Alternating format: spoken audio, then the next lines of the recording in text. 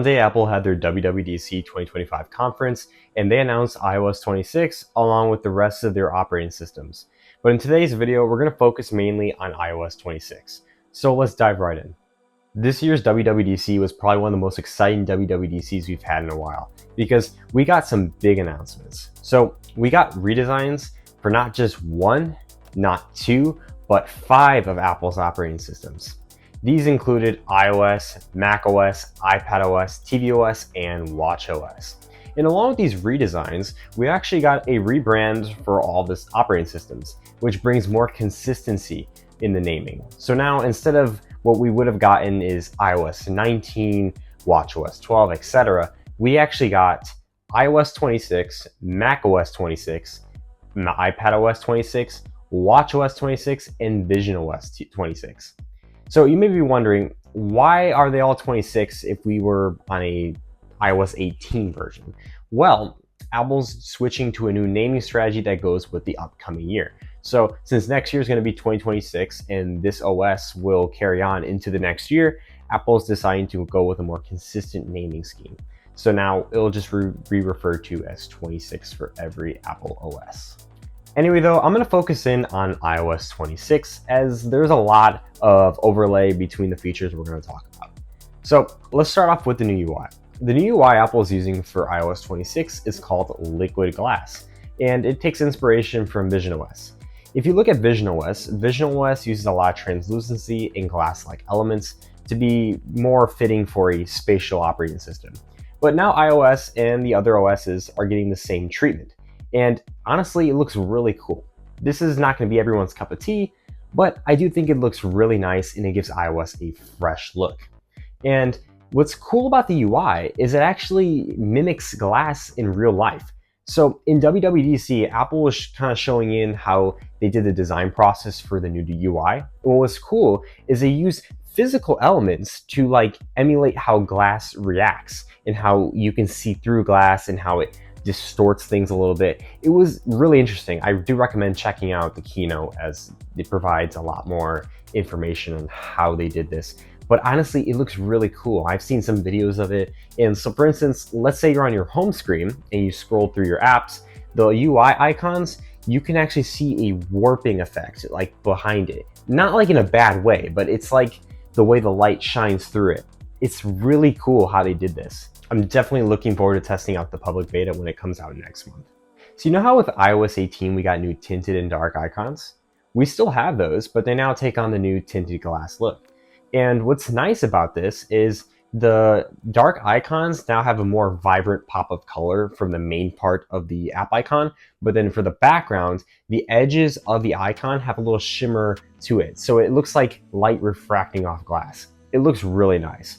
And then for the tinted icons, so those now take on a new tinted glass look, which honestly just look better than the tinted icons we have in iOS 18. It seems more fitting with it now. And we got one more new option, which I think looks really cool. It's gonna probably depend on the wallpaper you use though, from what I've heard, but I will definitely wanna try it, and it's a clear option. This really demonstrates how Apple went full in with the glass look. And I'll put it up on screen, but I think it looks really nice. See what you guys think. This is still in beta, so this will definitely get refined throughout the beta process from now until the fall release. But here's what it looks like. I think it looks pretty cool. From what I've heard, there is a dark clear icon and there's a light clear icon. So if you're having visibility issues with one wallpaper, you can switch it up to see what works better for you. Additionally, Apple has tweaked the navbar systems both visually and how they function with iOS 26, and they also worked out the pop-up menus and the pop-up alerts, so they now look a lot more modern. But I like to show you the music app side by side with the one on iOS 26 from the left, and we got the one from iOS 18 on the right. So if we look here, a main thing you can notice is there a distinct separation of UI elements. So for instance, the search button is now on the right in its own separate circle. The media player is separated and it just floats above the top of the home button navbar. And on the bottom, we have our home, new, radio, and library tab. So there's a lot more separation going on here. Makes it easier visually, I would say, to navigate things. And this is also being shared across other Apple apps. Photos is another example of this, where the current iOS 18 Photos app, people didn't like the redesign. So Apple went back to the drawing board and tweaked a couple things here. So now we have a library and collections tab, and we also have a dedicated search button on the right-hand side. In terms of Apple Intelligence, we didn't get a lot of features, but we still got some pretty useful ones. And one of the things they announced was live translation. And live translation is being used in 3 aspects of iOS: phone calls, FaceTime, and messages. So with phone calls, you could be having a phone call conversation with somebody, and as you would speak, your iPhone would translate what you said to that other person in their native language, and vice versa. It's very cool because the phone will actually speak out the translation for you, and it makes it a lot better for communicating with people of different languages. And for messages, the same thing. When you send a message, above your message, it will have the translation for the other person. And again, it's vice versa. And then FaceTime, you could be talking face to face. Apple had an example here, and the other person was speaking French and one person was speaking English. As the person in French spoke, you could see the translation at the top of the screen, and it would translate into your language. So in terms of communication, this update is going to be a big help for a lot of people. This update expands upon visual intelligence in a pretty nice way, actually. So now you can screenshot stuff and circle to search, similar to what Samsung does. And so when you circle, you can use ChatGPT, or you can use Google, or you can use third-party applications that understand kind of like what you're looking for. So in WWDC, they used Etsy as an example. They screenshot a picture of a lamp, circled it, used Etsy to find a lamp similar to it or the exact same one, and allowed that person to go and purchase that right on Etsy, and finding exactly what they need without having to dig on Safari looking for information. A feature that I think a lot of people are going to like, including myself, is called call screening. So we all get a lot of these unknown callers, and we're kind of like, is this really important? Well, with call screening, it won't notify you right away when you receive an unknown call. Rather, it's going to ask the person for their name and their reason for calling. Then your iPhone will then ring you. But what it's going to do is it's going to show that transcription of what they said to you, and then you can make the decision whether you want to answer it or not. That's going to save a lot of people time from dealing with unnecessary calls.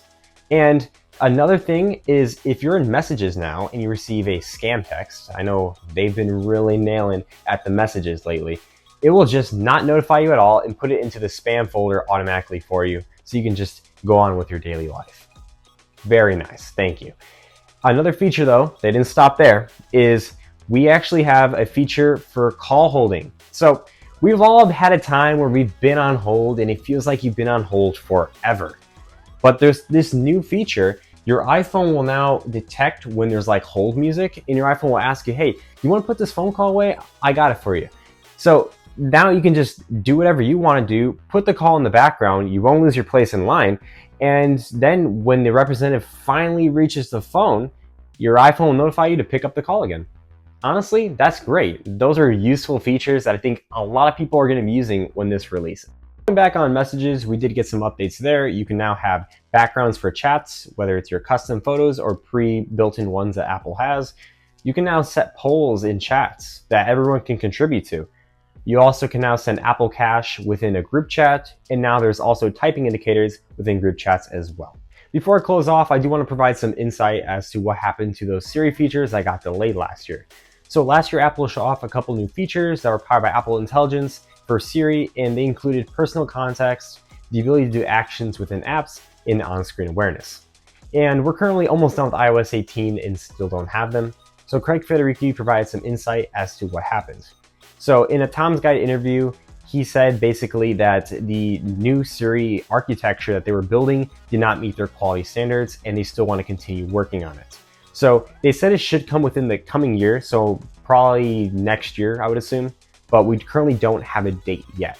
But they did not forget about them. So that is good at least. I do hope that we do get them sometime within either towards the end of the year or next year, because they did look like very useful features, and it's unfortunate we currently don't have them. I will link that interview down in the description below for a more detailed response. Overall, it was actually a really good interview by Tom's Guide, so good job there. And that's just the tip of the iceberg for what iOS 26 has to offer. I could probably be here all day talking about all the features it has, but I'll leave that to channels like Brandon Butch and Zolatech to cover. I do recommend checking them out if you're not subscribed to them. They do an excellent job at beta coverage, so check them out. I'll link them down in the description down below. And if you are interested in doing some public beta testing, those should be out next month in July. But do keep in mind, they are betas. Things are not going to be perfect. I would recommend doing a backup prior to installing, just in case something happens. And if you're a little more adventurous, developer betas are already out, so do at your own risk. Anyway though, thanks for watching this video. Subscribe for more videos like this, and I'll see you in the next one. Bye.